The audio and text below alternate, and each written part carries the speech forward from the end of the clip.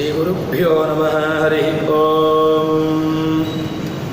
ಓಂ ಯೋಂತಃ ಪ್ರವಿಶ್ಯ ವಾಚಮಿಮಾಂ ಪ್ರಸಪ್ತಾಂ ಸಂಜೀವಯತ್ಯಖಿಲಶಕ್ತಿಧರಸ್ವಧಾಮ್ನಾ ಅನ್ಯಾಂಶ್ಚ ಹಸ್ತಚರಣಶ್ರವಣತ್ವಗಾದೀನ್ ಪ್ರಾಣಾನ್ ನಮೋ ಭಗವತೆ ಪುರುಷಾಯ ತುಭ್ಯಂ.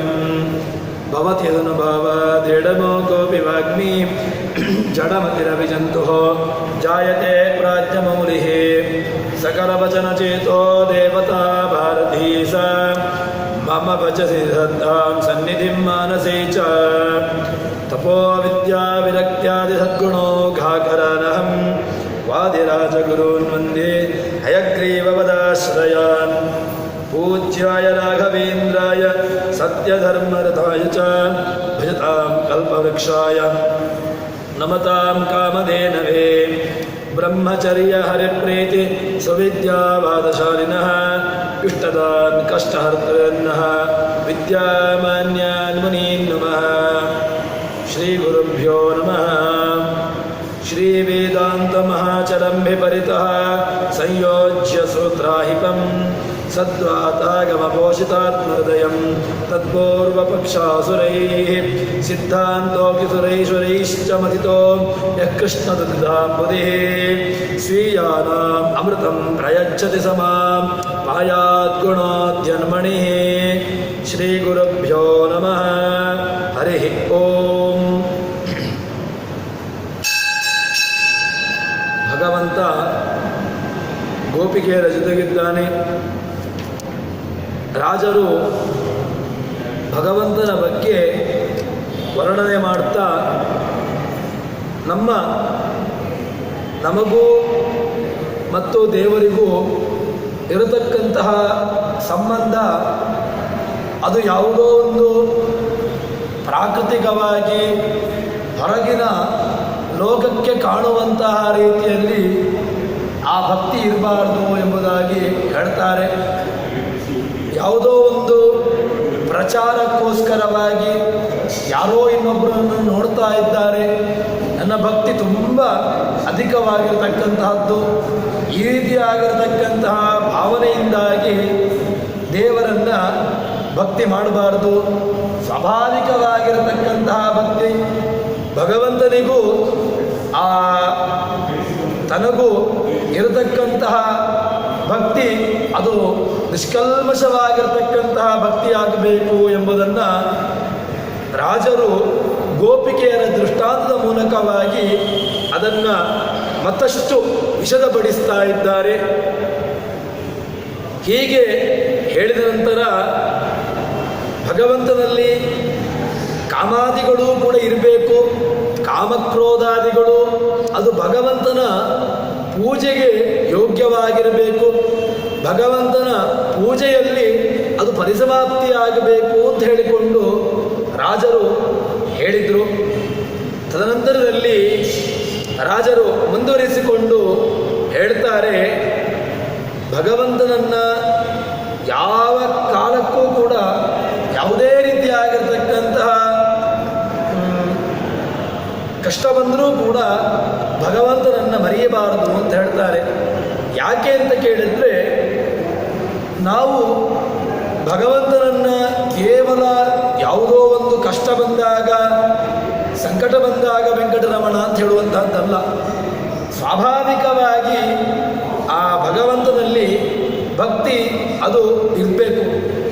ಅದು ಇದ್ದಾಗ ಮಾತ್ರ ಭಗವಂತನಿಗೆ ನಮಗೂ ಇರತಕ್ಕಂತಹ ಸಂಬಂಧ ಅದು ಗಟ್ಟಿಯಾಗಿರುವಂತಹದ್ದು. ರಾಜರು ಗೋಪಿಕೆಯರ ದೃಷ್ಟಾಂತದ ಮೂಲಕವಾಗಿ ತೋರಿಸಿಕೊಡುವಂತಹದ್ದು ಇದನ್ನೇ. ಗೋಪಿಕೆಯರಿಗೆ ಭಗವಂತನ ಮೇಲಿರತಕ್ಕಂತಹದ್ದು ಕಾಮ, ಆದರೆ ಆ ಕಾಮ ಅದು ಸತ್ಕಾಮ ಆಯಿತು. ಯಾವ ರೀತಿಯಾಗಿ ಸತ್ಕಾಮ ಆಯಿತು ಅಂತ ಹೇಳಿದ್ರೆ, ಭಗವಂತನೇ ನಮಗೆ ಪತಿಯಾಗಿ ಬರಬೇಕು ಅಂತ ಹೇಳಿಕೊಂಡು ತಮ್ಮಲ್ಲಿರತಕ್ಕಂತಹ ಸರ್ವಸ್ವವನ್ನೂ ಕೂಡ ಭಗವಂತನಿಗೆ ಅರ್ಪಿಸಿರತಕ್ಕಂಥವರು ಗೋಪಿಕೆಯರು. ಆದ್ದರಿಂದ ಭಗವಂತ ಏನು ಮಾಡಿದ ಅಂತ ಕೇಳಿದರೆ, ಅವರಿಗೆ ತನ್ನನ್ನು ಪೂರ್ತಿಯಾಗಿ ಭಗವಂತ ಅವರಿಗೆ ಅರ್ಪಿಸಿದ. ಈ ರೀತಿಯಾಗಿರ್ತಕ್ಕಂತಹ ದೃಷ್ಟಾಂತವನ್ನು ವಾದಿರಾಜರು ನಮ್ಮ ಮುಂದೆ ಇಡ್ತಾರೆ. ತದನಂತರದಲ್ಲಿ ಭಗವಂತನ ಈ ರೀತಿಯಾಗಿರ್ತಕ್ಕಂತಹ ನಿಷ್ಕಲ್ಮಶವಾಗಿರ್ತಕ್ಕಂತಹ ಭಕ್ತಿ ಅದಾದ ಮೇಲೆ ಏನು ಅಂತ ಕೇಳಿದ್ರೆ ಅದೇ ಒಂದು ಆ ಗೋಪಿಕೆಯರ ದೃಷ್ಟಾಂತದ ಮೂಲಕವಾಗಿ ರಾಜರು ಹೇಳ್ತಾರೆ, ಚಿತ್ತಂ ತ್ವಚ್ಚರಣೆ ನಿಧಾಯ ವಿವಶ ಚಿತ್ರಾರ್ಪಿತೇವ ಪ್ರಭೋ ನೋಚೆ ತತ್ತನುಶಾಖಿನೇಶ ಭವನಂ ಸ್ಯಾದೇವ ತತ್ಕಾರಣಂ ಅಂತ ಹೇಳಿಕೊಂಡು ರಾಜರು ಹೇಳ್ತಾರೆ, ಎಲ್ಲಿ ಭಗವಂತನ ವಾಸ ಇದೆಯೋ ಅದು ವಾಸ್ತವಿಕವಾಗಿ ಅದು ಭವನ ಅಂತ ಅನಿಸಿಕೊಳ್ತದೆ. ಇಲ್ಲಿ ಈಗ ಗೋಪಿಕೆಯರು ತಮ್ಮ ದೂತಿಯನ್ನು ಒಬ್ಬ ತಮ್ಮ ಜೊತೆಗಿರ್ತಕ್ಕಂತಹ ಸಖಿಯನ್ನು ಆ ಕೃಷ್ಣನ ಬಳಿ ಕಳಿಸ್ತಾರಂತೆ. ಅವರು ಆ ದಾಸಿಯರು ಬಂದು ಭಗವಂತನ ಬಳಿ ಬಂದು ಆ ಗೋಪಿಕೆಯರ ಅವಸ್ಥೆಯನ್ನು ಆ ಭಗವಂತನಿಗೆ ಹೇಳ್ತಾ ಇದ್ದಾರೆ. ಏನು ಅಂತ ಕೇಳಿದರೆ, ಕೃಷ್ಣ ನೀನು ಬರಬೇಕು. ಯಾಕೆ ಅಂತ ಕೇಳಿದರೆ, ನಿನ್ನನ್ನು ಕಳೆದುಕೊಂಡು ನೀನು ಕಾಣದೇ ಇರುವುದರಿಂದಾಗಿ ಗೋಪಿಕೆಯರು ತುಂಬ ಕಷ್ಟವನ್ನು ಅನುಭವಿಸ್ತಾ ಇದ್ದಾರೆ. ಮತ್ತು ಅವರೆಲ್ಲರೂ ಕೂಡ ನಿನ್ನ ಬರುವಿಕೆಗೋಸ್ಕರವಾಗಿ ಮನೆಯಲ್ಲಿ ಕಾಯ್ತಾ ಇದ್ದಾರೆ. ಮತ್ತು ಅವರು ಮನೆಯ ಹೊರಗಿನಿಂದ ಕುಳಿತುಕೊಂಡು ನಿನ್ನನ್ನು ಕಾಯ್ತಾ ಇದ್ದಾರೆ. ನೀನು ಬರಬೇಕು, ನೀನು ಬಂದದ್ರಿಂದಾಗಿ ಮಾತ್ರ ಅವರಿಗೆ ಅನುಗ್ರಹವಾಗುವಂತಹದ್ದು ಎಂಬುದಾಗಿ ನಿನ್ನನ್ನು ಮನಸ್ಸಿನಲ್ಲಿಟ್ಟುಕೊಂಡು ನಿನ್ನನ್ನು ಕಾಯ್ತಾ ಇದ್ದಾರೆ. ತದನಂತರದಲ್ಲಿ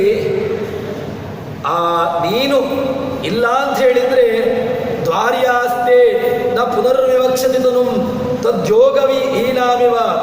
ನೀನು ಒಂದು ವೇಳೆ ಇಲ್ಲ ಅಂತಾದರೆ ಅವರ ಆ ದೇಹ ಆ ಕಾಯ ಏನಿದೆ ಅದು ವ್ಯರ್ಥವಾಗಿರ್ತಕ್ಕಂತಹದ್ದು, ಅದನ್ನು ಬಿಟ್ಟು ಬಿಡಲಿಕ್ಕೂ ಅವರು ತಯಾರಿರ್ತಕ್ಕಂಥವರು. ಆ ರೀತಿಯಾಗಿ ಅವರು ಕಾಯ್ತಾ ಇದ್ದಾರೆ ಎಂಬುದಾಗಿ ಹೇಳ್ತಾರೆ. ತದನಂತರದಲ್ಲಿ ರಾಜರು ಹೇಳ್ತಾರೆ, ಚಿತ್ತಂ ತ್ವಚ್ಚರಣೆ, ಮನಸ್ಸು ಯಾರಲ್ಲಿರಬೇಕು ಅಂತ ಕೇಳಿದ್ರೆ ಚಿತ್ತಂ ತ್ವಚ್ಚರಣೆ, ನಿನ್ನ ಚರಣದಲ್ಲಿ ಮನಸ್ಸನ್ನು ಇಡಬೇಕು. ಯಾಕೆ? ಯಾರ್ಯಾರಿಗೋ ಮನಸ್ಸನ್ನು ಕೊಟ್ಟರೆ ಯಾವುದೋ ಒಂದು ಇವರು ಅಥವಾ ಅವರಿಗೆ ನನ್ನ ಮನಸ್ಸನ್ನು ನೀಡಿದ್ದೇನೆ ಅಥವಾ ಇನ್ಯಾರಿಗೋ ನನ್ನ ಮನಸ್ಸನ್ನು ನೀಡಿದ್ದೇನೆ ಅಂತ ಹೇಳಿದರೆ ಅದು ಯಾವತ್ತೂ ಕೂಡ ಶಾಶ್ವತವಾಗಿರತಕ್ಕಂತಹದ್ದಲ್ಲ. ಮನಸ್ಸನ್ನು ನೀಡ್ತೀರೋ ನೀವು, ಚಿತ್ತಂ ತ್ವಚ್ಚರಣೆ, ನಿನ್ನಲ್ಲಿಯೇ ಇರತಕ್ಕಂತಹ ಮನಸ್ಸನ್ನು ಉಳ್ಳವರಾಗಬೇಕು. ಮತ್ತು ವಿವಶ, ಅದರಿಂದಾಗಿ ಪೂರ್ತಿ ನಮ್ಮನ್ನು ನಾವು ಮರಿತಾ ಇದ್ದೇವೆ. ನಿನ್ನಲ್ಲಿ ಮನಸ್ಸನ್ನು ನೀಡಿ ನಮ್ಮಲ್ಲಿರ್ತಕ್ಕಂತಹ ಈ ದೇಹದಲ್ಲಿರ್ತಕ್ಕಂತಹ ಅಭಿಮಾನ ನಮಗೆ ಇಲ್ಲ. ಚಿತ್ರಾರ್ಪಿತೇವ ಪ್ರಭೋ, ನಮ್ಮ ಸ್ವಾಧೀನವನ್ನು ನಾವು ಕಳೆದುಕೊಂಡು ಬಿಟ್ಟಿದ್ದೇವೆ. ಯಾಕೆ? ನಮ್ಮ ಮನಸ್ಸನ್ನು ನಿಮಗೆ ಕೊಟ್ಟಾಗಿದೆ. ನಿನಗೆ ಕೊಟ್ಟ ಮೇಲೆ ನಮಗಿರತಕ್ಕಂತಹ ಕಾಯದಲ್ಲಿರತಕ್ಕಂತಹ ಅಭಿಮಾನ ಅದು ನಮಗಿಲ್ಲ. ಆದ್ದರಿಂದ ನೀನು ನಮಗೆ ಬರಬೇಕು ಅಂತ ಹೇಳ್ತಾರೆ. ಇನ್ನು ಅವರೆಲ್ಲರೂ ಕೂಡ ಮನೆಯಲ್ಲಿದ್ದಾರೆ. ಒಳ್ಳೆ ರೀತಿಯಲ್ಲಿ ಅದನ್ನು ರಾಜರು ಹೇಳ್ತಾರೆ, ತತ್ತನುಶಾಖಿನೇಶ ಭವನಂ ಸ್ಯಾತ್ ಏವ ತತ್ಕಾರಣಂ. ನೀನು ಇದ್ರೆ ಮಾತ್ರ ಭವನ. ಅವರೆಲ್ಲರೂ ಕೂಡ ಭವನದಲ್ಲಿದ್ದಾರೆ. ಏನು ಭವನ? ಎಲ್ಲಿ ಭಗವಂತನ ಆವಾಸ ಸ್ಥಾನ, ಭಗವಂತನ ಚಿಂತನೆ, ಭಗವಂತನ ಸ್ಮರಣೆ ಎಲ್ಲಿ ಯಾವ ಮನೆಯಲ್ಲಿ ಆಗ್ತಾ ಇರ್ತದೆಯೋ ಅದು ಭವನ. ಯಾಕೆ?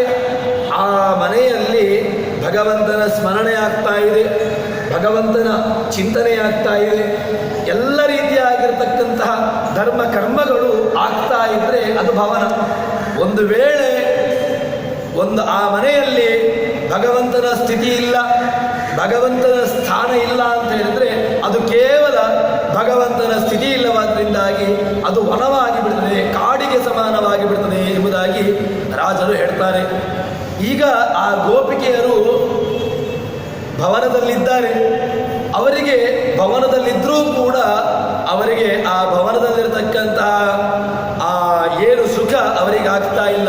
ಯಾಕಾಗ್ತಾ ಇಲ್ಲ? ಭಗವಂತ ಇಲ್ಲ, ಭಗವಂತ ಕಾಣಿಸ್ತಾ ಇಲ್ಲ.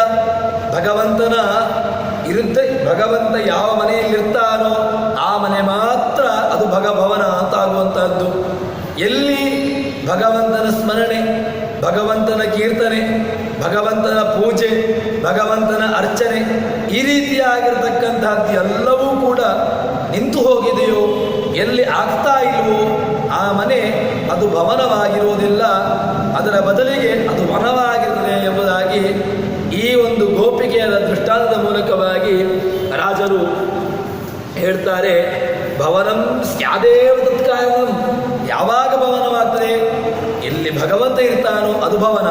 ಒಂದು ವೇಳೆ ತತ್ಕಾರಣಂ ಸ್ಯಾತ್, ಒಂದು ವೇಳೆ ಭಗವಂತನಿಲ್ಲ ಅಂತ ಹೇಳಿದ್ರೆ ಅದು ಕಾನನಕ್ಕೆ ಸಮಾನ, ಕಾಡಿಗೆ ಸಮಾನ ಎಂಬುದಾಗಿ ಆ ಒಂದು ದೃಷ್ಟಾಂತವನ್ನ ಹೇಳ್ತಾರೆ.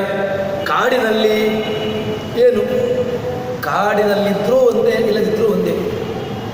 ಕಾಡಿನಲ್ಲಿ ವಾನಪ್ರಸ್ಥರು ಅವರು ಕಾಡನ್ನು ಆಶ್ರಯಿಸ್ತಾರೆ. ಕಾಡಿಗೆ ಹೋಗಿ ಅಲ್ಲಿ ಬೇಕಾಗಿರತಕ್ಕಂತಹ ಧರ್ಮಕರ್ಮಗಳನ್ನು ಆಚರಿಸಿಕೊಂಡಿರುತ್ತಾರೆ. ಆದರೆ ವಾಸ್ತವಿಕವಾಗಿ ಮನೆಯಲ್ಲಿರತಕ್ಕಂಥವನು ಮನೆಯಲ್ಲಿದ್ದಾನೆ ಅಂತ ಹೇಳಿದ್ರೆ ಆ ಮನೆಯಲ್ಲಿರ್ತಕ್ಕಂಥವನು, ಮನೆಯಲ್ಲಿ ವಾಸಿರತಕ್ಕಂಥವು ಗೃಹಸ್ಥನು ಅಲ್ಲಿ ಭಗವಂತನಿಗೆ ಬೇಕಾಗಿರತಕ್ಕಂತಹ ಧರ್ಮ ಕರ್ಮಗಳನ್ನು ಆಚರಣೆ ಮಾಡಿಕೊಂಡು ಅಲ್ಲಿರಬೇಕು ಎಂಬುದಾಗಿ ದೃಷ್ಟಾಂತದ ಪೂರ್ವಕವಾಗಿ ನಮಗೆ ರಾಜರು ತಿಳಿಸ್ತಾ ಇದ್ದಾರೆ. ಕಾಡಿನಲ್ಲಿದ್ದರೂ ಕೂಡ ಅವನು ಬದುಕಿದ್ರೂ ಕೂಡ ಸತ್ತಂತೆಯೇ ಸಮಾನ. ಯಾಕೆ? ಯಾವುದೇ ರೀತಿಯಾಗಿರ್ತಕ್ಕಂತಹ ಒಂದು ಕರ್ಮ ಧರ್ಮ ಇದನ್ನೆಲ್ಲವನ್ನೂ ಕೂಡ ಬಿಟ್ಟು ಅವನು ಅಲ್ಲಿ ಬದುಕ್ತಾ ಇರ್ತಾನೆ. ಆ ರೀತಿಯಾಗಿರ್ತಕ್ಕಂತಹ ಜೀವನ ಅದು ಯಾವುದಕ್ಕೂ ಕೂಡ ಪ್ರಯೋಜನವಿಲ್ಲ. ಅದರಿಂದಾಗಿ ಭಗವಂತನನ್ನು ಸೇರಲಿಕ್ಕೂ ಆಗೋದಿಲ್ಲ, ಭಗವಂತನಿಗೆ ಬೇಕಾಗಿರತಕ್ಕಂತಹದ್ದನ್ನು ಮಾಡಲಿಕ್ಕೂ ಆಗೋದಿಲ್ಲ ಎಂಬುದಾಗಿ ಆ ಒಂದು ದೃಷ್ಟಾಂತದ ಮೂಲಕವಾಗಿ ನಮಗೆ ತಿಳಿಸ್ತಾ ಇದ್ದಾರೆ. ತದನಂತರದಲ್ಲಿ ರಾಜರು ಈ ಒಂದು ಗೋಪಿಕೆಯ ದೃಷ್ಟಾಂತದ ಮೂಲಕವಾಗಿ ಗೋಪಿಕೆ ಮನೆಯ ಹೊರಗಡೆ ನಿಂತುಕೊಂಡು ಭಗವಂತನ ಬರುವಿಕೆಯನ್ನು ನೋಡ್ತಾ ಇದ್ದಾಳೆ. ಭಗವಂತ ಬರಬೇಕು, ನನ್ನ ಮನೆಗೆ ಭಗವಂತ ಬಂದಾಗ ನಾನು ಈ ಜೀವನ ಅದು ಸಾರ್ಥಕವಾಗ್ತದೆ ಎಂಬುದಾಗಿ ಆ ರೀತಿಯಾಗಿ ಅವಳು ಯೋಚನೆಯನ್ನು ಮಾಡ್ತಾ ಇದ್ದಾಳೆ. ತದನಂತರದಲ್ಲಿ ಇನ್ನೊಂದು ಗೋಪಿಕೆಯ ಮನಸ್ಥಿತಿಯನ್ನು, ಅವಳ ಅವಸ್ಥೆಯನ್ನು ಹೇಳ್ತಾ ಇದ್ದಾರೆ, ವರ್ಣಿಸ್ತಾ ಇದ್ದಾರೆ. ಅದೇನು ಅಂತ ಕೇಳಿದರೆ, ಅವಳು ತನ್ನ ಮೈ ಮೇಲೆ ಪ್ರಜ್ಞೆಯನ್ನೇ ಕಳೆದುಕೊಂಡು ಬಿಟ್ಟಿದ್ದಾಳೆ. ದೇಹದಲ್ಲಿರ್ತಕ್ಕಂತಹ ವಸ್ತ್ರಗಳು ಅದು ಅಸ್ತವ್ಯಸ್ತವಾಗಿದೆ. ತಲೆಯಲ್ಲಿರ್ತಕ್ಕಂತಹ ಕೂದಲುಗಳು ಕೂಡ ಅದು ಪೂರ್ತಿಯಾಗಿ ಅದು ಕೆದರಿಕೊಂಡಿದೆ. ತನಗೆ ತನ್ನ ಮೈ ಮೇಲೆ ಪ್ರಜ್ಞೆಯನ್ನೇ ಕಳೆದುಕೊಂಡು ಬಿಟ್ಟಿದ್ದಾಳೆ. ಎಲ್ಲಿ ನನಗೆ ಕೇವಲ ಅವಳಿಗೆ ಪ್ರಜ್ಞೆ ಏನು ಅಂತ ಕೇಳಿದರೆ ಭಗವಂತ ಬರಬೇಕು, ಇಷ್ಟೇ ಅವಳ ಮನಸ್ಸಿನಲ್ಲಿ ಇರತಕ್ಕಂತಹದ್ದು. ಆದ್ದರಿಂದ ಅವಳು ತನ್ನ ದೇಹದಲ್ಲಿರತಕ್ಕಂಥ ಅಭಿಮಾನವನ್ನು ತ್ಯಾಗ ಮಾಡಿಬಿಟ್ಟಿದ್ದಾಳೆ. ಯಾವುದೇ ರೀತಿಯಾಗಿರ್ತಕ್ಕಂತಹ ಕಿಂಚಿತ್ತೂ ಕೂಡ ಆ ದೇಹದಲ್ಲಿ ಬುದ್ಧಿಯನ್ನು, ಅದರಲ್ಲಿ ರಕ್ಷಣೆಯನ್ನು ಮಾಡಬೇಕು, ಅದರ ಲಾಲನೆ ಪಾಲನೆ ಇತ್ಯಾದಿಗಳಲ್ಲಿ ಪೂರ್ಣವಾಗಿ ಅದನ್ನು ಮರೆತು ಬಿಟ್ಟಿದ್ದಾಳೆ. ಆದರೆ ಒಬ್ಬ ಕವಿ ವರ್ಣನೆಯನ್ನು ಮಾಡುವಾಗ ಈ ದೇಹ ಇದೇನು ಅಂತ ಕೇಳಿದರೆ ಧರ್ಮದ ಸಾಧನೆಗೋಸ್ಕರವಾಗಿ ಇರತಕ್ಕಂತಹದ್ದು ಎಂಬುದಾಗಿ ಇದನ್ನು ಹೇಳ್ತಾರೆ. ನಿಮಗೆ ಧರ್ಮ ಕರ್ಮಗಳು ಮಾಡಬೇಕು ಅಂತ ಹೇಳಿದರೆ ಈ ದೇಹ ಬೇಕು.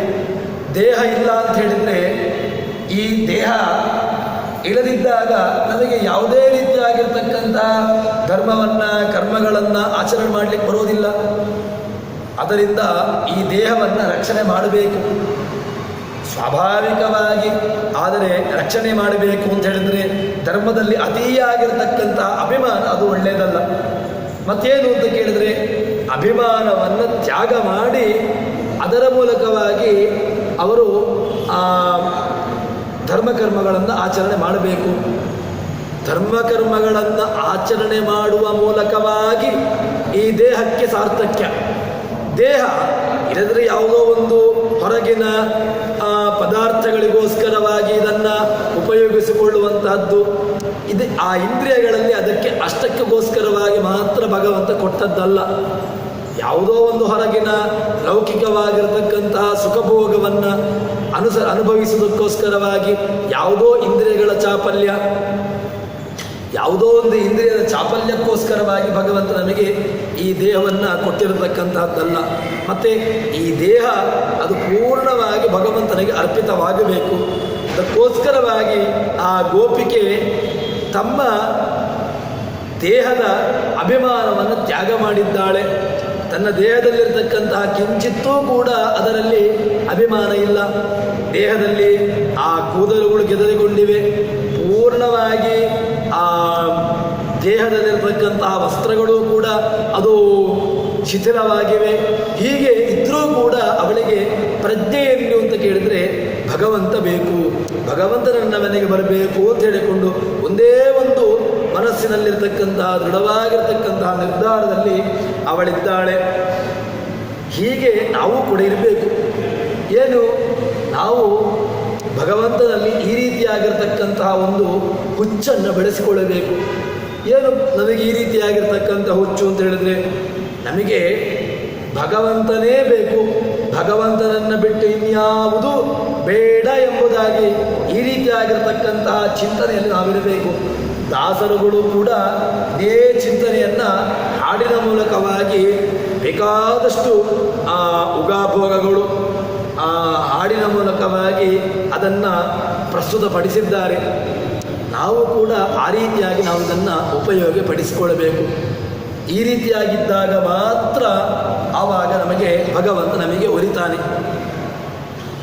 ಭಗವಂತನನ್ನು ಪೂರ್ಣವಾಗಿ ಅವನಿಗೋಸ್ಕರವಾಗಿ ನಾವು ನಮ್ಮ ಇಡೀ ಜೀವನವನ್ನು ಉಪಯೋಗಪಡಿಸಿಕೊಂಡೆವು ಅಂತ ಹೇಳಿದರೆ ಆವಾಗ ಆ ಜೀವನ ಅದು ಸಾರ್ಥಕ ಅಂತ ಅನಿಸಿಕೊಳ್ತದೆ.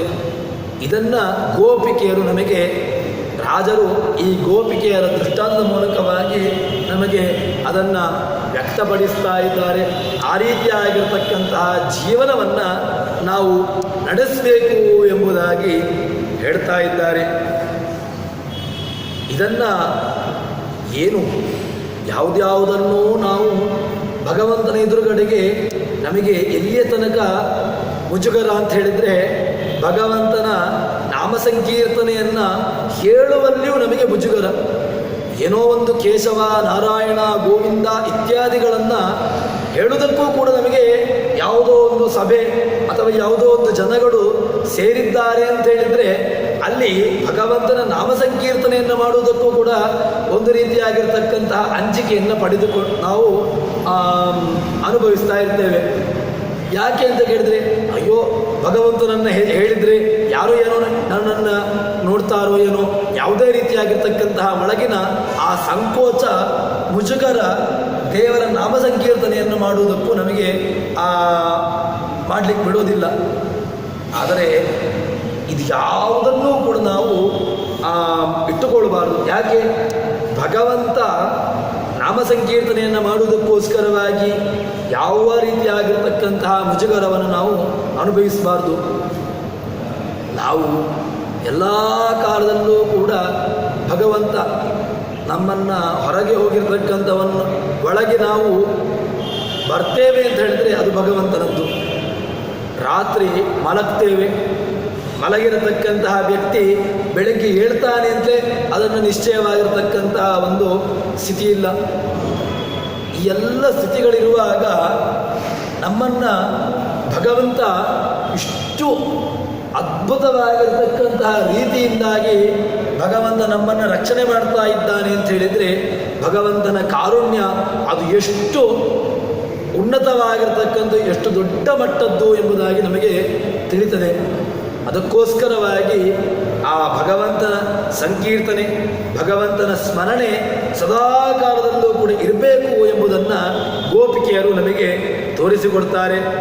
ರಾಜರು ಈ ಒಂದು ದೃಷ್ಟಾಂತದ ಮೂಲಕವಾಗಿ ಹೇಳ್ತಾರೆ, ಪಶ್ಯಂತಿ ತವ ವರ್ತ್ಮ ಶಾಶ್ವತನೇನ ಮಾಂ ಯಾಚಮಾನಾಮು ಅಂತ ಹೇಳಿಕೊಂಡು ಆ ಗೋಪಿಕೆಯರ ಸ್ಥಿತಿಯನ್ನ ರಾಜರು ಹೇಳ್ತಾ ಇದ್ದಾರೆ. ಪಶ್ಯಂತಿ ತವ ವರ್ತ್ಮ, ನೀನು ಬರ್ತೀಯಾ ಅಂತ ಹೇಳಿಕೊಂಡು ನಿನ್ನ ಮಾರ್ಗವನ್ನ ಕಾಯ್ತಾ ಇದ್ದಾರೆ ಕೃಷ್ಣ. ಮತ್ತೆ ಶಾಶ್ವತನೇನ, ಕಣ್ಣಿನಲ್ಲಿ ನೀರನ್ನು ಸುರಿಸ್ತಾ ಇದ್ದಾರೆ. ನೀನು ಬರಬೇಕು, ನೀನು ಅವರ ಮನೆಗೆ ಬಂದಾಗ ಮಾತ್ರ ಅವರ ಜೀವನ ಅದು ಸಾರ್ಥಕವಾಗಿರತಕ್ಕಂತಹದ್ದು, ಸಾರ್ಥಕವಾಗುವಂತಹದ್ದು ಎಂಬುದಾಗಿ ಇಟ್ಟುಕೊಂಡು ತಾವು ಆ ಕಣ್ಣಿನಲ್ಲಿ ನೀರನ್ನು ಸುರಿಸ್ತಾ ಇದ್ದಾರೆ. ಮಾಂ ಯಾಚಮಾನಾವು, ಮತ್ತಷ್ಟು ಕೇಳ್ತಾ ಇದ್ದಾರೆ. ಬೇರೆ ಯಾರನ್ನೂ ಕೂಡ ಕೇಳ್ತಾ ಇಲ್ಲ. ಕರೆದುಕೊಂಡು ಬರಬೇಕು ಕೃಷ್ಣ, ನೀನು ಬರಬೇಕು, ನಿನ್ನನ್ನೇ ಕರೆದುಕೊಂಡು ಬರಬೇಕು ಅಂತ ಹೇಳಿಕೊಂಡು ಗೋಪಿಕೆಯರು ನನ್ನನ್ನು ಕಳಿಸಿದ್ದಾರೆ. ನೀನು ನೋಡಿದರೆ ಈ ರೀತಿಯಾಗಿ ಅವರಿಗೆ ಆ ಆಟವನ್ನು ಆಡಿಸ್ತಾ ಇದ್ದಲ್ವಾ ಕೃಷ್ಣ ಅಂತ ಹೇಳಿಕೊಂಡು ಹೇಳ್ತಾರೆ. ಮೋಹಂ ಕಾಪಿ, ನಿನ್ನಗೋಸ್ಕರವಾಗಿ ಏನು ಮೋಹ ಅವರು ಪೂರ್ತಿಯಾಗಿ ಮೂರ್ಛೆಗೊಂಡಿದ್ದಾರೆ. ಯಾಕೋಸ್ಕರವಾಗಿ? ದೇವರು ಬೇಕು ಅಂತ ಹೇಳಿಕೊಂಡು. ನಾವು ಕೂಡ ದೇವರಿಗೋಸ್ಕರವಾಗಿ ಎಲ್ಲವನ್ನೂ ಕೂಡ ದೇವರಿಗೋಸ್ಕರವಾಗಿ ನಾವು ಈ ಎಲ್ಲವನ್ನೂ ಕೂಡ ಅರ್ಪಿಸಬೇಕು. ಹಾಗೆ ಆದಾಗ ಮಾತ್ರ ಭಗವಂತ ನಮಗೆ ನಮ್ಮ ವಿಷಯದಲ್ಲಿ ಭಗವಂತ ಒಲಿತಾನೆ ಎಂಬುದಾಗಿ ಹೇಳ್ತಾರೆ. ಸದಯಂ ಕಸ್ಯೇಶ ಕುರ್ಯಾನ್ಮನಃ, ನೀನು ಅವರ ವಿಷಯದಲ್ಲಿ ಯಾವ ಕಾರಣಕ್ಕೋಸ್ಕರವಾಗಿ ದಯೆಯನ್ನು ತೋರಿಸ್ತಾ ಇಲ್ಲ ಕೃಷ್ಣ, ಅವರನ್ನು ಈ ರೀತಿಯಾಗಿ ಅವರನ್ನು ಆಟ ಆಡಿಸ್ತಾ ಇದ್ದೀಯಲ್ವಾ. ಮೋಹಂಕಾ ವಿವಾಹ್ಯಸೋ ನ ಸದಯಂ ಕಸ್ಯೇಶ ಕುರ್ಯಾತ್ಮನಃ, ನೀನು ಯಾವಕ್ಕೋಸ್ಕರವಾಗಿ ಅವರ ಈ ಅವಸ್ಥೆಯನ್ನು ನೋಡಿದರೆ ಯಾರಿಗಾದರೂ ಕೂಡ ಅವರಿಗೆ ಅವರನ್ನು ಭಗವಂತನ ಕಡೆ ಕರ್ಕೊಂಡು ಹೋಗುವ ಅಂತ ಹೇಳಿಕೊಂಡು ಆ ರೀತಿಯಾಗಿರ್ತಕ್ಕಂತಹ ಮನಸ್ಸನ್ನು ಹೊಂದಿರುವವರಾಗಿದ್ದಾರೆ. ಆದರೆ ನೀನು ಯಾಕೋಸ್ಕರವಾಗಿ ಅವರಿಗೆ ಹೀಗೆ ಅವರನ್ನು ಆಟವಾಡಿಸ್ತಾ ಇದ್ಯಾ ಎಂಬುದಾಗಿ ಆ ಗೋಪಿಕೆಯ ದಾಸಿಯಾಗಿರ್ತಕ್ಕಂಥವಳು ಅವಳು ಬಂದು ಭಗವಂತನ ಬಳಿಗೆ ಬಂದು ಕೇಳ್ತಾ ಇದ್ದಾಳೆ. ತದನಂತರದಲ್ಲಿ ಹೇಳ್ತಾರೆ, ಕೃಷ್ಣ ನೀನೀಗ ಬೇಕು ನಮಗೆ, ಸಾಯಂ ಮೀನನಹೀಯಂ ನ ಮಾರತ, ಈಗ ನನಗೆ ನೀನು ಬೇಕು ಅಂತ ಅನಿಸ್ತಾ ಉಂಟು. ಯಾಕೆ? ಸಹಜವಾಗಿ ಯಾರಾದರೂ ನಮ್ಮಲ್ಲಿಗೆ ಬರಬೇಕು ಅಂತ ಹೇಳಿದರೆ ಭಗವಂತ, ಇಡೀ ತ್ರೈಲೋಕ್ಯಾಧಿಪತಿಯಾಗಿರ್ತಕ್ಕಂತಹ ಭಗವಂತ ನಮ್ಮಲ್ಲಿಗೆ ಬರಬೇಕು ಅಂತ ಹೇಳಿದ್ರೆ ನಮ್ಮಲ್ಲಿ ಏನಾದರೂ ಒಂದು ಅಮೂಲ್ಯವಾಗಿರತಕ್ಕಂಥ ವಸ್ತು ನಮಗಿರಬೇಕು. ಯಾರಾದರೂ ನಮ್ಮಲ್ಲಿಗೆ ನಮ್ಮನ್ನು ಅರಸಿಕೊಂಡು ಬರಬೇಕು ಅಂತ ಹೇಳಿದ್ರೆ ಯಾವುದೋ ಒಂದು ಅಮೂಲ್ಯವಾಗಿರತಕ್ಕಂಥ ಒಂದು ವಸ್ತು ನಮ್ಮಲ್ಲಿರಬೇಕು. ಹಾಗಿದ್ದಾಗ ಮಾತ್ರ ಅವರು ನಮ್ಮನ್ನು ಅರಸಿಕೊಂಡು ಬರ್ತಾರೆ. ಕೃಷ್ಣ ಭಗವಂತ ನಮ್ಮನ್ನು ಅರಸಿಕೊಂಡು ಬರಬೇಕು ಅಂತ ಹೇಳಿದರೆ ಏನಿರಬೇಕು? ಏನೋ ನಮ್ಮಲ್ಲಿರತಕ್ಕಂತಹ ಹಣವನ್ನು ನೋಡಿ ಏನು ಭಗವಂತ ನಮ್ಮಲ್ಲಿಗೆ ಬರೋದಿಲ್ಲ. ಯಾಕೆ? ಭಗವಂತ ಶ್ರೀಪತಿ, ಲಕ್ಷ್ಮೀಪತಿಯಾಗಿರ್ತಕ್ಕಂಥವನು, ಸಂಪತ್ತಿಗೆ ಅಧಿಪತಿಯಾಗಿರ್ತಕ್ಕಂಥವನು, ಸಂಪತ್ತನ್ನೇ ತನ್ನ ಜೊತೆಗಿರ್ತಕ್ಕಂಥವನು. ಅವನು ನಮ್ಮಲ್ಲಿರತಕ್ಕಂಥ ಹಣವನ್ನು ನೋಡಿ ಅವನು ನಮ್ಮ ಬಳಿಗೆ ಬರ್ತಾನೆ? ಸಾಧ್ಯವೇ ಇಲ್ಲ. ಭಗವಂತ ನಮ್ಮ ಬಳಿಗೆ ಬರಬೇಕು ಅಂತ ಹೇಳಿದರೆ ನಮ್ಮಲ್ಲಿ ಕಾಮ ಇರಬೇಕು. ಇದೇನು ಕಾಮ ಅಂತ ಹೇಳಿದರೆ, ಕಾಮ ಭಗವಂತನನ್ನು ಕಾಣಬೇಕು ಎಂಬಂತಹ ಕಾಮ. ಆ ಕಾಮ ಇದ್ದಾಗ ಮಾತ್ರ ಭಗವಂತ ನಮ್ಮಲ್ಲಿಗೆ ಬರ್ತಾನೆ. ಹಿಂದೆ ನಾವು ನೋಡಿದೆವು, ಭಗವಂತ ಯಮೈವೇಶ ವೃಣತೆ ತನೋ ಸ್ವಾಂ ಅಂತ ಹೇಳಿಕೊಂಡು ಉಪನಿಷತ್ತು ಹೇಳ್ತದೆ. ಯಮೈವೇಶ ವೃಣತೆ ತನೋ ಸ್ವಾಂ.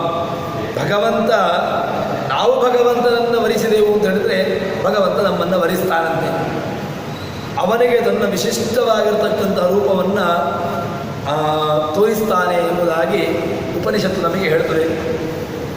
ಅದಕ್ಕೋಸ್ಕರವಾಗಿ ಭಗವಂತ ನಮ್ಮಲ್ಲಿಗೆ ಬರಬೇಕು, ಭಗವಂತ ನಮಗೆ ಕಾಣಬೇಕು ಅಂತ ಹೇಳಿದರೆ ಅದಕ್ಕೇನು ಬೇಕು ಅಂತ ಹೇಳಿದರೆ ಅದಕ್ಕಿರತಕ್ಕಂತಹದ್ದು ಒಂದೇ ಒಂದು ಮಾರ್ಗ, ಭಗವಂತನನ್ನು ಕಾಣಬೇಕು ಎಂಬಂಥ ಹಂಬಲ, ಕಾಮ. ಆ ಕಾಮ ಅದು ಅತಿಯಾಗಿದ್ದಾಗ ಕಾಮ ತುಂಬ ಭಗವಂತನನ್ನು ಕಾಣಲೇಬೇಕು, ಇದಿದ್ದಾಗ ಮಾತ್ರ ಭಗವಂತ ನಮ್ಮಲ್ಲಿಗೆ ಬರ್ತಾನೆ. ಅದೇ ರೀತಿಯಾಗಿ ಗೋಪಿಕೆಯರಿಗೆ ಅದೇ ಇದ್ದದ್ದು ಏನಿತ್ತು, ಕಾಮ ಇತ್ತು, ಲೌಕಿಕವಾಗಿರತಕ್ಕಂತಹ ಕಾಮವೂ ಇತ್ತು. ನಮ್ಮ ಈ ದೇಹ ಅದು ಭಗವದರ್ಪಿತವಾಗಬೇಕು ಅಂತ ಇತ್ತು ಅವನಿಗೆ. ಭಗವಂತ ಈ ದೇಹವನ್ನು ಸ್ವೀಕಾರ ಮಾಡಬೇಕು, ನಮ್ಮದ್ದಾಗಿರತಕ್ಕಂತಹ ಈ ಶರೀರ ಇದು ಭಗವಂತನಿಗೆ ಬೇಕು, ಭಗವಂತನಿಗೆ ಕೊಡಬೇಕು ಅಂತ ಹೇಳಿಕೊಂಡು ಆ ರೀತಿಯಾಗಿರ್ತಕ್ಕಂತಹ ಒಂದು ಕಾಮನೆ ಆ ಗೋಪಿಕೆಯರಿಗಿತ್ತು. ಅದಕ್ಕೋಸ್ಕರ ಭಗವಂತ ಏನು ಮಾಡಿದ, ಅವರನ್ನು ಭಗವಂತ ವರಿಸಿದ. ನಮಗೂ ಕೂಡ ಲೌಕಿಕವಾಗಿ ನಾವು ನಮ್ಮನ್ನು ದೇವರು ಅರಸಿಕೊಂಡು ಬರಬೇಕು, ಭಗವಂತ ನಮ್ಮಲ್ಲಿಗೆ ಬರಬೇಕು ಅಂತ ಹೇಳಿದರೆ ನಮಗೆ ಆ ಕಾಮನೆ ಇರಬೇಕು. ಆ ಕಾಮನೆ ಇದ್ದಾಗ ಭಗವಂತ ನಮ್ಮನ್ನು ವರಿಸ್ತಾನೆ ಎಂಬುದಾಗಿ ಈ ಒಂದು ದೃಷ್ಟಾಂತವನ್ನು ಹೇಳ್ತಾರೆ. ಹೀಗೆ ಹೇಳಿದ ನಂತರ ದಾಸಿಯರು ಇಷ್ಟು ವಿಷಯವನ್ನು ಭಗವಂತನ ಬಳಿಗೆ ಹೇಳ್ತಾರೆ. ಹೀಗೆ ಹೇಳಿದ ನಂತರ ಆ ಕೃಷ್ಣನನ್ನು ತಮ್ಮ ಮನೆಗೆ ಕರ್ಕೊಂಡು ಹೋಗ್ತಾರಂತೆ. ಏನಾಯಿತು ಅಂತ ಕೇಳಿದರೆ, ಭಗವಂತ ಬರ್ತಾನೆ ಅಂತ ಹೇಳಿಕೊಂಡು ಭಗವಂತ ಮನೆಗೆ ಬರ್ತಾನೆ. ಭಗವಂತ ಮನೆಗೆ ಬಂದರಿಂದಾಗಿ ಎಲ್ಲರೂ ಕೂಡ ಭಗವಂತನಿಗೋಸ್ಕರ ಕಾಯ್ತಾ ಇರತಕ್ಕಂಥವರು. ಭಗವಂತ ನಮ್ಮಲ್ಲಿಗೆ ಬರಬೇಕು, ಭಗವಂತನ ನಮ್ಮ ಮನೆಗೆ ಬಂದಾಗ ಮಾತ್ರ ನಮ್ಮಲ್ಲಿರತಕ್ಕಂತಹ ಏನು ಆ ಕಷ್ಟಗಳಿದೆ, ಆ ದುರಿತಗಳಿದೆ, ಅದೆಲ್ಲವೂ ಕೂಡ ಹಾನಿಯಾಗುವಂತಹದ್ದು ಎಂಬುದಾಗಿ ಗೊತ್ತಾಗಿದೆ.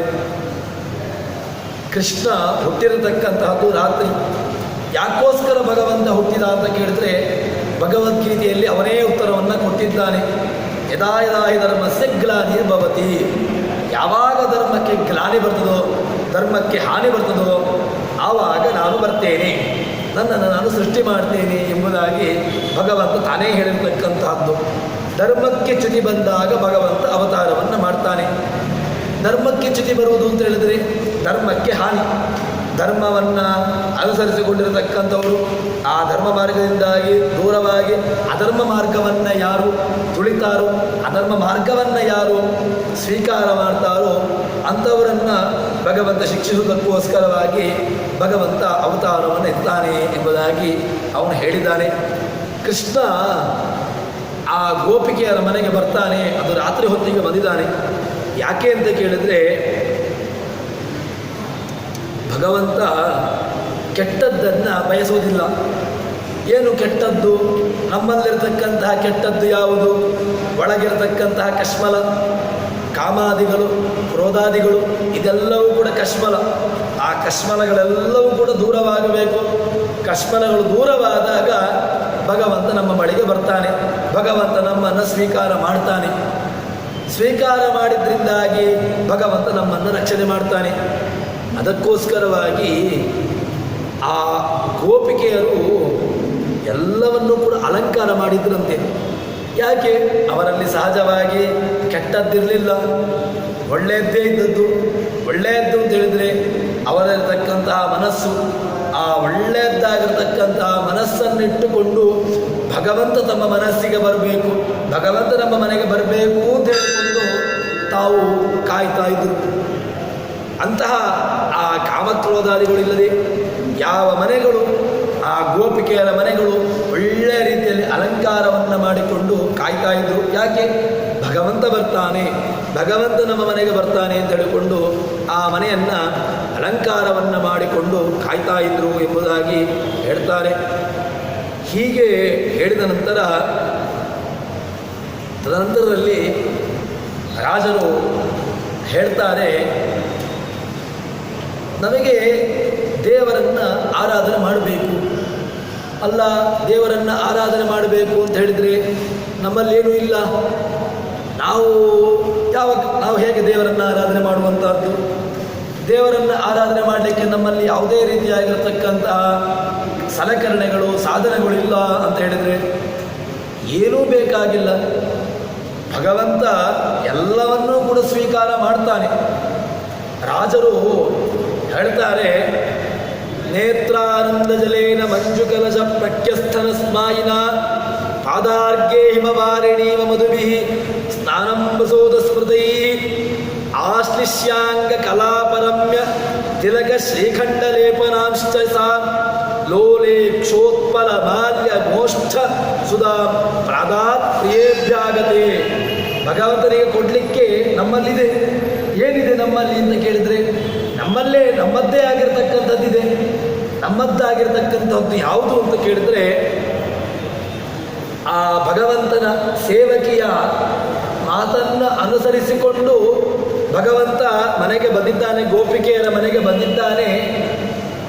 ಅವರ ಮನೆಯಲ್ಲಿ ಭಗವಂತ ಬಂದಾಗ ಅವರು ಆ ಗೋಪಿಕೆಯರು ಕೊಟ್ಟಿರತಕ್ಕಂಥದ್ದು ಏನು ಅಂತ ಕೇಳಿದರೆ, ಶಾಸ್ತ್ರೀಯವಾಗಿ ಆ ಭಗವಂತನನ್ನು ಆರಾಧನೆ ಮಾಡ್ತಾರಂತೆ.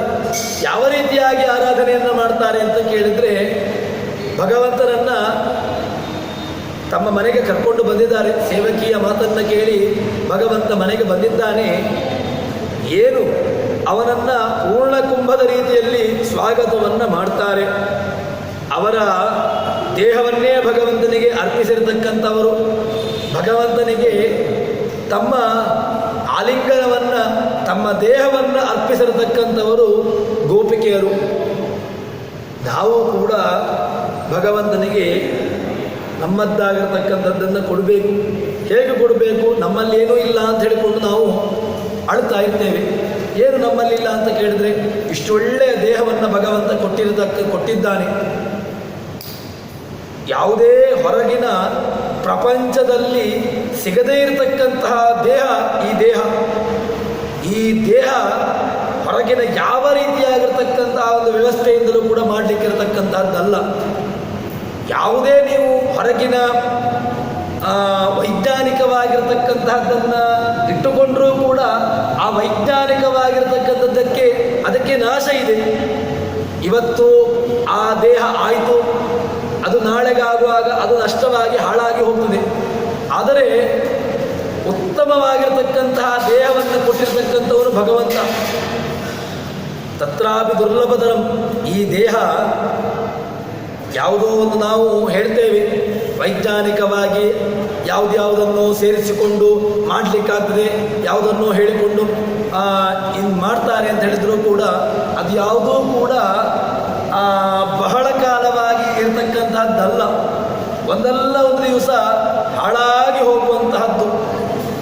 ಈ ದೇಹವು ಕೂಡ ಒಂದಲ್ಲ ಒಂದು ದಿವಸ ನಷ್ಟವಾಗಿ ಹೋಗ್ತದೆ. ಆದರೆ ನಷ್ಟವಾಗಿರತಕ್ಕಂತಹ ದೇಹ ಆದರೂ ಕೂಡ ಇದರಲ್ಲಿ ಸಾಧನೆ ಮಾಡಲಿಕ್ಕೆ ಈ ಶರೀರ ಇದೆ. ಗೋಪಿಕೆಯರು ತಮ್ಮ ಈ ಶರೀರವನ್ನು ಭಗವಂತನಿಗೆ ಅರ್ಪಿಸಿದ್ದಾರೆ. ಯಾವ ರೀತಿಯಾಗಿ ಅಂತ ಕೇಳಿದರೆ, ಅವರು ನಮ್ಮ ಸಾಧನಗಳು ಏನು? ಮಾತಿದೆ, ಕಣ್ಣಿದೆ, ಕಿವಿ, ಒಂದೊಂದು ಇಂದ್ರಿಯಗಳು ಕೂಡ ಅತ್ಯದ್ಭುತವಾಗಿರತಕ್ಕಂತಹ ಇಂದ್ರಿಯಗಳು. ಎಷ್ಟು ಬೆಲೆ ಬಾಳತಕ್ಕಂಥದ್ದು ಅಂತ ಹೇಳಿದರೆ, ಅತ್ಯಮೂಲ್ಯವಾಗಿರ್ತಕ್ಕಂತಹ ಇಂದ್ರಿಯಗಳು ಈ ದೇಹದಲ್ಲಿದೆ. ಒಳಗಿರತಕ್ಕಂತಹ ಒಂದೊಂದು ವ್ಯವಸ್ಥೆಗಳು, ನರಗಳು, ನಾಡಿಗಳು, ರಕ್ತ, ಮಾಂಸ, ಇವೆಲ್ಲವೂ ಕೂಡ ಏನು ಸಾಮಾನ್ಯವಾಗಿ ಇರತಕ್ಕಂತಹದ್ದಲ್ಲ. ಅಷ್ಟು ಅದ್ಭುತವಾಗಿರತಕ್ಕಂತಹ ದೇಹವನ್ನು ನೀಡಿರತಕ್ಕಂಥವನು ಭಗವಂತ. ಈ ದೇಹವನ್ನು ಆ ದೇವತೆಗಳು, ಆ ಗೋಪಿಕೆಯರು ಭಗವಂತನಿಗೆ ಅರ್ಪಿಸಿದ್ದಾರೆ. ಇದನ್ನು ನಾವು ಕೂಡ ಭಗವಂತನಿಗೆ ಅರ್ಪಿಸಬೇಕು ಎಂಬುದಾಗಿ. ಹೇಗೆ ನಾವು ಅರ್ಪಿಸುವಂತಹದ್ದು ಅಂತ ಕೇಳಿದ್ರೆ, ತೇನ ತ್ಯಕ್ತೇನ ಭುಂಜಿತ ಅಂತ ಉಪನಿಷತ್ತು ಕೊಟ್ಟಿರತಕ್ಕಂಥದ್ದು. ಭಗವಂತ ಅವನು ಕೊಟ್ಟಿದ್ದಾನೆ, ಅವನಿಗೆ ಅದನ್ನು ನೀಡಿ ನಾವು ಮನೆಯಲ್ಲಿ ನಿತ್ಯದಲ್ಲೂ ಕೂಡ ಅನ್ನಾದಿಗಳನ್ನು ಮಾಡ್ತೇವೆ. ಅನ್ನಾದಿಗಳನ್ನು ಮಾಡಿದಾಗ ನಮ್ಮ ಸ್ಥಿತಿ ಏನಾಗಿದೆ ಅಂತ ಕೇಳಿದ್ರೆ, ಇಲ್ಲ ನಮ್ಮ ಮನೆಯಲ್ಲಿ ನಾವು ಅನ್ನಾದಿಗಳನ್ನು ಮಾಡುವಂತಹದ್ದು ಅದು ದೇವರಿಗೆ ಮಾಡಲಿಕ್ಕೆ, ಅದರ ದೇವರಿಗೆ ಸಮರ್ಪಣೆ ಮಾಡಲಿಕ್ಕೆ ಆಗೋದಿಲ್ಲ. ದೇವರಿಗೆ ಹೇಗೆ ಕೊಡೋದು ಅಂತ ಹೇಳಿದ್ರೆ, ದೇವರಿಗೆ ಕೊಡಬೇಕು. ಯಾಕೆ ಕೊಡಬೇಕು ಅಂತ ಇದ್ದಾನೆ, ಅವನು ಕೊಟ್ಟಿರತಕ್ಕಂತಹದ್ದು. ಅವನು ಕೊಟ್ಟಿರತಕ್ಕಂತಹದ್ದನ್ನು ಅವನಿಗೆ ಅರ್ಪಿಸಲಿಕ್ಕೆ ಏನಿಲ್ಲ. ಭಗವಂತ ನೀನು ಕೊಟ್ಟಿರತಕ್ಕಂಥದ್ದು ಅದನ್ನು ನಾನು ನಿನಗೆ ಅರ್ಪಿಸಿ ತಿಂತಾ ಇದ್ದೇನೆ ಎಂಬಂತಹ ಒಂದು ಚಿಂತನೆ. ಯೋ ಭುಕ್ತೇ ತೇನಯೇವ ಸಹ, ಯಾರು ಭಗವಂತನಿಗೆ ಅರ್ಪಿಸದೆ ಆ ಅನ್ನಾದಿಗಳನ್ನು ಸ್ವೀಕಾರ ಮಾಡ್ತಾನೋ, ಯೋ ಭುಕ್ತೇ ತೇನಯೇವ ಸಹ ಅಂತ ಹೇಳಿಕೊಂಡು ಕೃಷ್ಣ ನಮಗೆ ಎಚ್ಚರಿಕೆಯನ್ನು ನೀಡ್ತಾನೆ. ಏನು ಅಂತ ಕೇಳಿದ್ರೆ, ನೀವು ಭಗವಂತನಿಗೆ ಕೊಟ್ಟಿರತಕ್ಕಂಥದ್ದನ್ನು ಭಗವಂತನಿಗೆ ನೀಡದೆ ನೀವು ಒಂದು ವೇಳೆ ಅದನ್ನು ತಿಂದ್ರಿ ಅಂತ ಹೇಳಿದರೆ ಆಗ ನೀವು ಕಳ್ಳತನಕ್ಕೆ ಸಮಾನ, ಒಂದು ರೀತಿಯಾಗಿರ್ತಕ್ಕಂತಹ ಕಳ್ಳನಿಗೆ ಸಮಾನವಾಗ್ತದೆ ಎಂಬುದಾಗಿ ಒಂದು ಎಚ್ಚರಿಕೆಯನ್ನು ನೀಡ್ತಾನೆ. ಭಗವಂತ ಕೊಟ್ಟಿರತಕ್ಕಂಥದ್ದು ಭಗವಂತ ಕೃಷ್ಣಾರ್ಪಿತ ಎಂಬಂತಹ ಒಂದು ಚಿಂತನೆಯಿಂದಾಗಿ ನಾವು ಮನೆಯಲ್ಲಿ ಮಾಡತಕ್ಕಂತಹ ಯಾವುದೇ ರೀತಿಯಾಗಿರ್ತಕ್ಕಂಥ ಅನ್ನಾದಿಗಳು ಅಥವಾ ಏನೋ ಒಂದು ಮಾಡ್ತೇವೆ, ಅದನ್ನು ಭಗವಂತನ ಎದುರುಗಡೆ ತಂದು ಭಗವಂತ ನೀನು ಕೊಟ್ಟಿರತಕ್ಕಂಥದ್ದು ಅದನ್ನು ನಾನು ಸ್ವೀಕಾರ ಮಾಡ್ತೇನೆ ಅಂತ ಹೇಳಿಕೊಂಡು ಆ ರೀತಿಯಾಗಿರ್ತಕ್ಕಂತಹ ತ್ಯಾಗ ಭಾವವನ್ನು ಅನುಸರಿಸಿಕೊಂಡೆವು ಅಂತ ಹೇಳಿದ್ರೆ ಅದೇ ನೈವೇದ್ಯ. ಸಮರ್ಪಣೆ ಅಂತ ಹೇಳಿದ್ರೆ ಇದೆ. ಏನು ಸಮರ್ಪಣೆ? ಭಗವಂತ ಕೊಟ್ಟಿರತಕ್ಕಂತಹದ್ದನ್ನು ಭಗವಂತನಿಗೆ ನೀಡಿ ನಾವು ಅದನ್ನು ಸ್ವೀಕಾರ ಮಾಡುವಂತಹದ್ದು. ಭಗವಂತ ಕೊಟ್ಟಿದ್ದಾನೆ. ಏನು ಭಗವಂತ ಕೊಟ್ಟಿದ್ದಾನೆ? ಭಗವಂತ ಈ ಶರೀರವನ್ನು ನೀಡಿದ್ದಾನೆ. ಭಗವಂತ ಇಷ್ಟೊಳ್ಳೆಯ ಸಾಧನ ಶರೀರವನ್ನು ನೀಡಿದ್ದಾನೆ. ಸಾಧನ ಶರೀರವನ್ನು ಭಗವಂತನಿಗೆ ಇದರಲ್ಲಿ ಸಾಧನೆ ಮಾಡಬೇಕು ಅಂತಾದರೂ ಕೂಡ ಭಗವಂತನ ಅನುಗ್ರಹ ಬೇಕು. ಆ ಸಾಧನೆ ನಮ್ಮಿಂದ ಆಡಿಸ್ತಾ ಇದ್ದಾನೆ ಅಂತ ಹೇಳಿದ್ರೆ ಅದು ಮುಖ್ಯವಾಗಿ ಭಗವಂತ ಕಾರಣ. ಅದಕ್ಕೋಸ್ಕರವಾಗಿ ಗೋಪಿಕೆಯರು ಮಾಡಿದ್ದಿಷ್ಟೇ.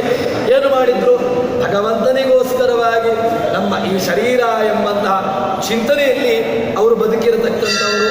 ಆ ರೀತಿಯಾಗಿ ಅವರು ಬದುಕಿದ್ರಿಂದಾಗಿ ಅವರ ಆ ಜೀವನ ಅದು ಪೂರ್ಣವಾಗಿ ಅದು ಸಾರ್ಥಕವಾಯಿತು ಎಂಬುದಾಗಿ ಈ ಒಂದು ಚಿಂತನೆಯನ್ನು ಹೇಳ್ತಾರೆ. ತದನಂತರದಲ್ಲಿ ಹೇಳ್ತಾರೆ ರಾಜರು ಕಾವ್ಯವಾದರೂ ಕೂಡ ಭಗವಂತನ ಎಲ್ಲ ರಾಸ ಕ್ರೀಡೆಯನ್ನು ವರ್ಣನೆ ಮಾಡ್ತಾರೆ. ಇಂದೀವರಾಂಬುರಃ ಕೋಕ ನದಿ ಸುಗಂಧಿ ಸಾಂದ್ರಂ ತಯಾನುಕುರುತೆ ಮಧುಪೀಯಮಾನಂ ಅಂತ ಹೇಳಿಕೊಂಡು ರಾಜರು ವರ್ಣನೆ ಮಾಡ್ತಾರೆ.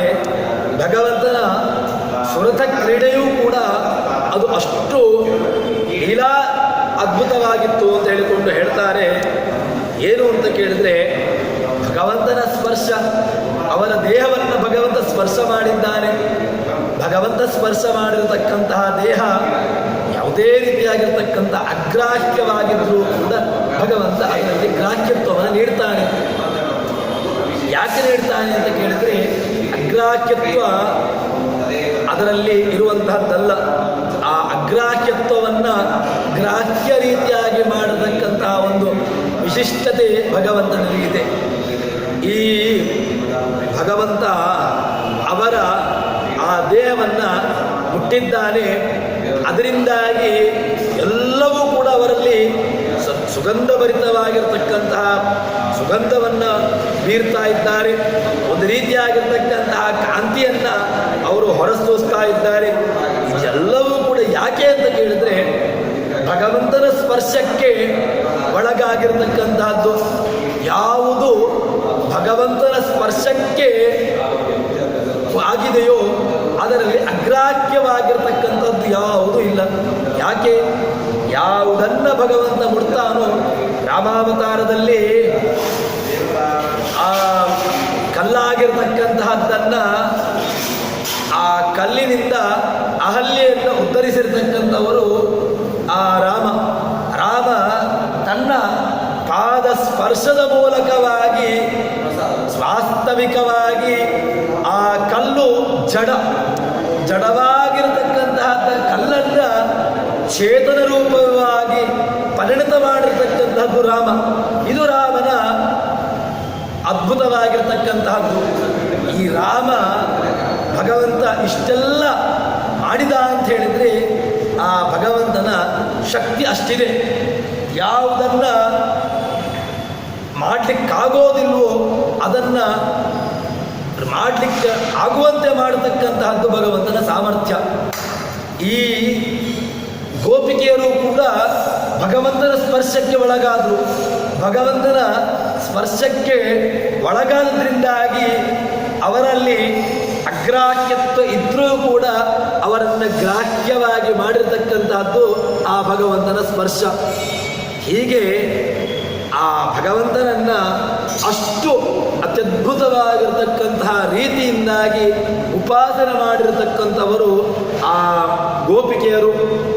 ಇದು ನಮಗೆ ಒಂದು ನೀತಿ ಏನು ಅಂತ ಕೇಳಿದರೆ, ಭಗವಂತ ಎಲ್ಲರನ್ನೂ ಕೂಡ ಸ್ವೀಕಾರ ಮಾಡ್ತಾನೆ. ಹೇಗೆ ನಾವು ಸ್ವೀಕಾರವಾಗುವಂತೆ ನಾವು ಮಾಡಿಕೊಳ್ಳಬೇಕು. ಹೇಗೆ ಅಂತ ಕೇಳಿದರೆ, ಅಷ್ಟು ನಮ್ಮಲ್ಲಿ ಆ ತಪಸ್ಸನ್ನು ಮಾಡಬೇಕು, ದೇಹ ದಂಡನೆಗಳನ್ನು ಮಾಡಬೇಕು. ದಂಡನೆಗಳನ್ನು ಮಾಡುವ ಮೂಲಕವಾಗಿ ಭಗವಂತ ನಮ್ಮನ್ನು ಸ್ವೀಕಾರ ಮಾಡ್ತಾನೆ. ಎಲ್ಲ ದೃಷ್ಟಾಂತಗಳು ನಾವು ಪುರಾಣಗಳನ್ನು ನೋಡಿದೆವು ಅಂತ ಹೇಳಿದರೆ, ಎಲ್ಲರೂ ಕೂಡ ಭಗವಂತನಿಗೆ ಪ್ರೀತಿಯಾದದ್ದು ಭಗವಂತನಿಗೋಸ್ಕರವಾಗಿ ಅವರು ಸ್ವೀಕಾರ ಮಾಡಿದ್ದು ಯಾವಾಗ ಅಂತ ಕೇಳಿದರೆ, ಅವರು ಮಾಡಿರತಕ್ಕಂತಹ ತುಂಬ ಸಾಧನೆಗಳ ಮೂಲಕವಾಗಿ ಭಗವಂತ ಅವರನ್ನು ಸ್ವೀಕಾರ ಮಾಡಿರತಕ್ಕಂತಹದ್ದು. ಇದನ್ನು ನಾವು ನಮ್ಮ ಜೀವನ ಇದನ್ನು ಅಳವಡಿಸಿಕೊಳ್ಳಬೇಕು. ಇದನ್ನು ಮಾಡಿಕೊಳ್ಬೇಕು ಅಂತ ಹೇಳಿದರೆ ಅದಕ್ಕೆ ಬೇಕಾಗಿರತಕ್ಕಂತಹ ಒಂದು ಸಾಧನೆಗಳನ್ನು ಮಾಡಿಕೊಳ್ಳಬೇಕಾಗ್ತದೆ. ಸಾಧನೆಯನ್ನು ಮಾಡಿದಾಗ ಆ ದೇವರ ಸ್ಪರ್ಶಕ್ಕೆ ಯಾವುದು ದೇವರ ಸ್ಪರ್ಶಕ್ಕೆ ಯಾವುದು ಬಂದಿದೆಯೋ ಅದು ಎಲ್ಲವೂ ಕೂಡ ಗ್ರಾಹ್ಯವಾಗುತ್ತದೆ ಎಂಬುದಾಗಿ ರಾಜರು ತಮ್ಮ ದೃಷ್ಟಾಂತದ ಮೂಲಕವಾಗಿ ಹೇಳ್ತಾರೆ. ತದನಂತರದಲ್ಲಿ ಭಗವಂತ ಬಂದಿದ್ದಾನೆ.